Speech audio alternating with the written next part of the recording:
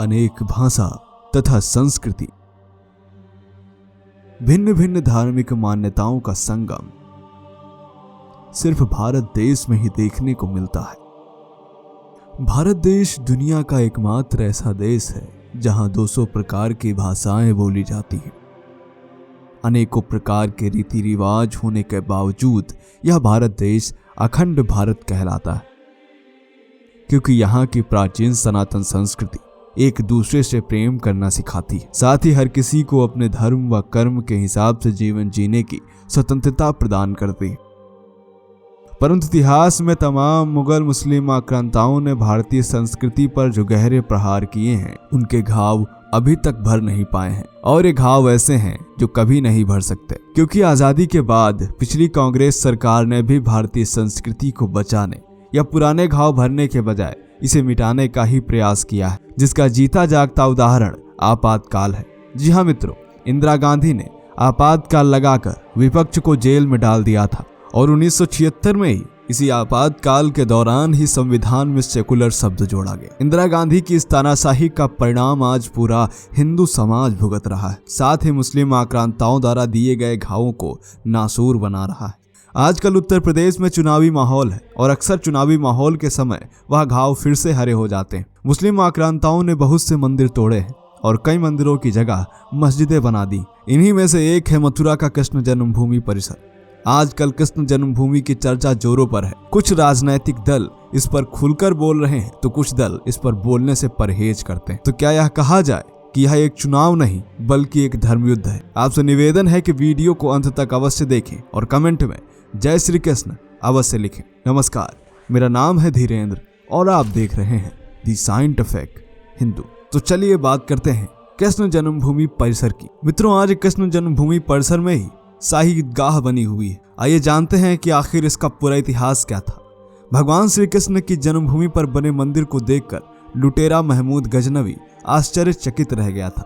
उसके मीर मुंशी अल उतवी ने अपनी पुस्तक तारीख-ए-चामिनी में लिखा है कि गजनवी ने मंदिर की भव्यता देखकर कहा था कि इस मंदिर के बारे में शब्दों से बखान करना नामुमकिन है। उसका अनुमान था कि वैसा भव्य मंदिर बनने में 10 करोड़ दिनार खर्च करने होंगे और उसमें 200 साल से अधिक लग सकते हैं। प्राचीन मंदिर कितना भव्य रहा होगा, उसका अंदाजा मीर मुंशी के इस लेख से लगाया जा सकता है। सन 1017 से 18 में महमूद गजनवी ने मथुरा के सभी मंदिर तुड़वा दिए थे। मथुरा के मंदिरों के टूटने और बनने का सिलसिला कई बार चला। सन 1150 ईस्वी में महाराजा विजयपाल देव के शासनकाल में इसे फिर से बनवाया गया, और यह मंदिर पहले के मंदिर से भी विशाल था, जिसे 16वीं शताब्दी के आरंभ में सिकंदर लोदी ने नष्ट करवा डाला। इसके बाद ओरछा के राजा वीर सिंह जुदेव बुंदेला ने इस मंदिर का पुनः निर्माण कराया। यह मंदिर इतना विशाल था कि आगरे से दिखाई देता था, लेकिन इसे भी सन 1669 ईस्वी में तोड़कर इसी की भवन सामग्री से जन्मभूमि के आधे हिस्से पर औरंगजेब ने एक ईदगाह बनवा दी। मित्रों, औरंगजेब को इस मंदिर से चिढ़ थी, क्योंकि यह मंदिर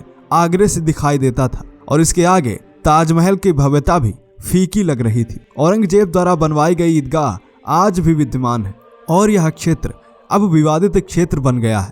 मित्रों, प्राचीन मान्यता के अनुसार भगवान श्री कृष्ण के प्रपौत्र वज्रनाभ ने सर्वप्रथम यहाँ पर केशव देव मंदिर बनवाया था। इसके बाद 80 ईसा पूर्व यहाँ एक भव्य मंदिर बनाया गया। इस संबंध में महाक्षत्रप सौदास के समय के एक विशाल शिलालेख से पता चलता है कि वसु नामक व्यक्ति ने यह मंदिर बनवाया था। 400 साल बाद सम्राट विक्रमादित्य ने इसी स्थान पर भव्य मंदिर बनवाया, और इसका वर्णन भारत यात्रा पर आए चीनी यात्री फाहियान तथा हुएनसांग ने भी किया है। फ्रांसीसी यात्री टैबरमियर 17वीं सदी में भारत आया था और उसने भी अपने लेखों में मंदिर की भव्यता का जिक्र किया। इस तरह कई बार टूटने तथा बनने के बाद अंतिम प्रहार औरंगजेब ने किया था। सन 1951 में महामना पंडित मदन मोहन मालवीय और जुगल किशोर बिड़ला के प्रयासों से एक ट्रस्ट बनकर 1953 में ईदगाह के बगल में मंदिर की आधी भूमि पर मंदिर निर्माण शुरू किया गया, और 1958 में कृष्ण जन्मभूमि के दिन मंदिर का लोकार्पण हुआ। बाद में ट्रस्ट ने औषधालय, विश्राम गृह तथा भागवत भवन का भी निर्माण किया। आताताइयों ने इसे 3 बार पूरी तरीके से नष्ट करने का प्रयास किया, या यूं कहे नष्ट भी कर दिया, लेकिन भक्तों की श्रद्धा एवं विश्वास में कोई कमी नहीं है। आज भी लाखों श्रद्धालु यहाँ दर्शन के लिए आते हैं। आज जिस जगह पे शाही ईदगाह मस्जिद खड़ी है, वहां कभी श्री कृष्ण जन्मभूमि परिसर हुआ करता था। जिसे औरंगजेब ने नष्ट करवा दिया। आखिर क्या कभी वह समय आ पाएगा जब हम अपनी पूजा स्थली को स्वतंत्र करवा पाएंगे? यह अपने आप में सवाल है। दुनिया की प्रत्येक संस्कृति को सम्मान देना हमारा आत्मिक स्वभाव है, परंतु जब हमारी संस्कृति पर कोई हमला करता है तो हमें भी समुचित उत्तर अवश्य देना चाहिए। माना कि उस समय हमारे पूर्वज असहाय रहे होंगे, परंतु अब हमें केवल एक शब्द ने रोका हुआ है और वह शब्द है सेकुलरिज्म, जिसकी परिभाषा ही आज कुछ और बन चुकी है। अन्यथा एक हिंदू से ज्यादा सेकुलर दुनिया में कोई धर्म नहीं और मुझे उम्मीद ही नहीं बल्कि विश्वास है कि आगे आने वाले दिनों में हम अपनी लोकतांत्रिक ताकत को पहचानेंगे और जल्द ही कृष्ण जन्मभूमि को भी आक्रांताओं के चुंगल से आजाद करवा लेंगे। मिलते हैं आपसे अगले वीडियो में, तब तक के लिए जय हिंद, जय भारत, वंदे मातरम।